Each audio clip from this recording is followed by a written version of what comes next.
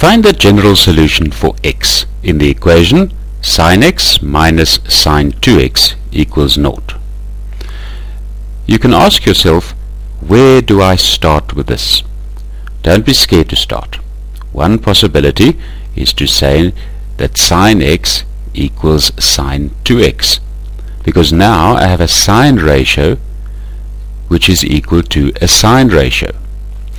Remember, we can't just divide by cos of some angle, because these two angles are different. But what I can say now is that x is the angle that I want to solve, and that I see the 2x on the right hand side as the reference angle. And now I work where sine is positive, and that is in quadrant 1 or 2. In the first quadrant, x will be equal to 2x plus multiples of 360 degrees, or in the second quadrant, x will be equal to 180 degrees minus 2x plus multiples of 360 degrees. If I solve here, I get negative x equals multiples of 360 degrees, which brings me to x equaling multiples of 360. In this part I get that 3x is equal to 180 degrees plus multiples of 360, and now I must divide everything by 3. Therefore x equals 60 degrees plus multiples of 120, with k an element of the integers. However, there is an alternative way to look at this problem.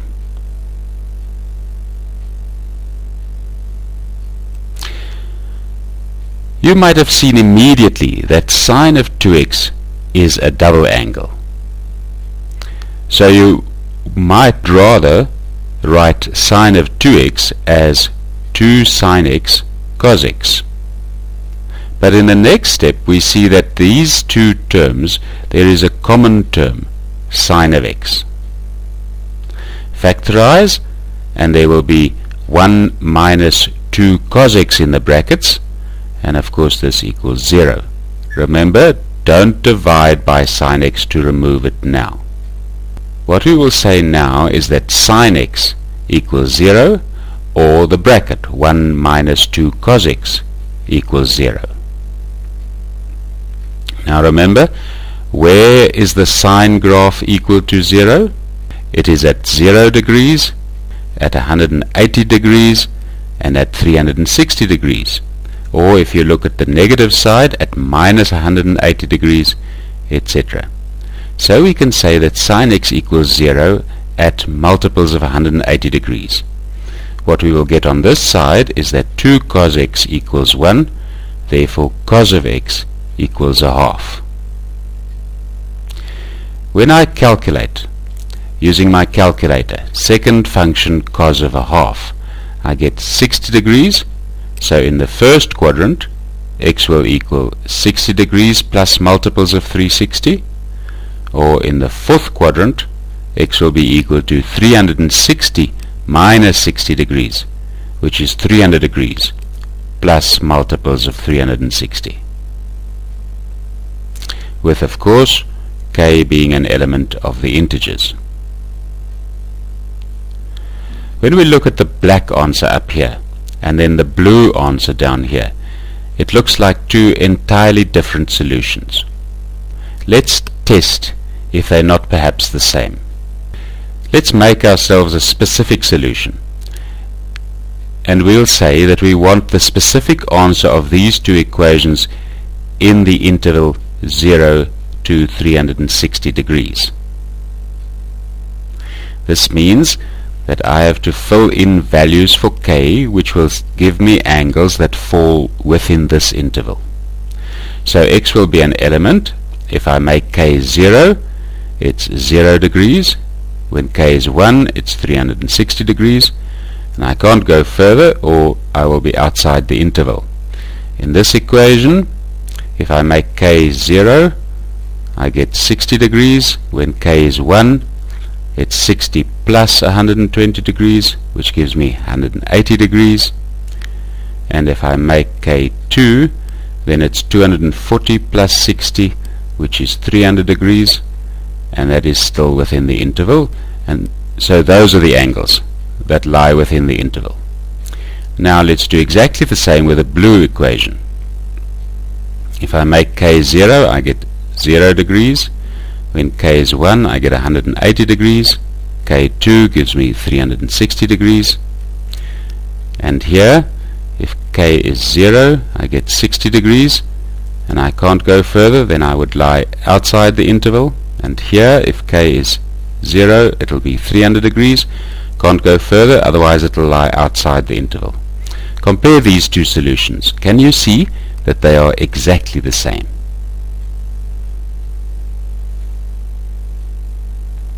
Here is another equation which we must find the solution for. When I look at the equation, I notice a few things. I see that here is an angle 2x and here x.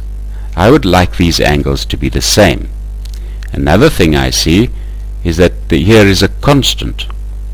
What I'm going to try to do here is to see if I can change the equation to a quadratic equation, which I can then solve through factorization. If I look at this cos 2x, I'll have to use a double angle formula to replace cos of 2x. Cos double angles has three possible formulae. But if I look at the rest of the equation, there is only a cos. So I suspect that I should use this equation, because in this equation there is only a cos present. And this means I won't have a sine or a sine squared in the equation at all. So let's replace the cos 2x with 2 cos squared x minus 1, and the rest of the equation remains the same. In the next step, when I multiply out, I get 4 cos squared x minus 2, which gives me, along with the other 2, a 0, and all that is left is plus cos x equals 0. So now I do have a quadratic equation that I can factorize by taking out cos x as a common factor. 4 cos x plus 1 remains in the bracket. And this implies that either cos x equals 0 or that the bracket 4 cos x plus 1 equals 0. Cos x equals 0. Let's look at a cos graph to see where cos is equal to 0. Where is cos 0? Cos is 0 at 90 degrees and again at 270 degrees. If we write this as a general solution, then we will write x is equal to 90 degrees plus multiples of 180 degrees. And on this side, we get that cos x is equal to minus a quarter. Our reference angle here, second function cos of a quarter, is equal to 75.5. Where is cos negative? Cos is negative in the second quadrant or in the third quadrant. In the second quadrant, we find that x is equal to 180 degrees minus 75,5, and that gives me 104,5 degrees plus multiples of 360 degrees. Or, in the third quadrant, x will equal 180 plus 75,5, which gives me 255,5 plus multiples of 360 degrees. And we must of course remember that this is part of the answer and this is the rest of the answer. And for all, we need to say that k is an element of the integers. The alternative to cos x equals minus a quarter is second function cos of minus a quarter on my calculator gives me 104,5. So I can write this immediately as plus or minus 104,5 degrees plus multiples of 360 degrees.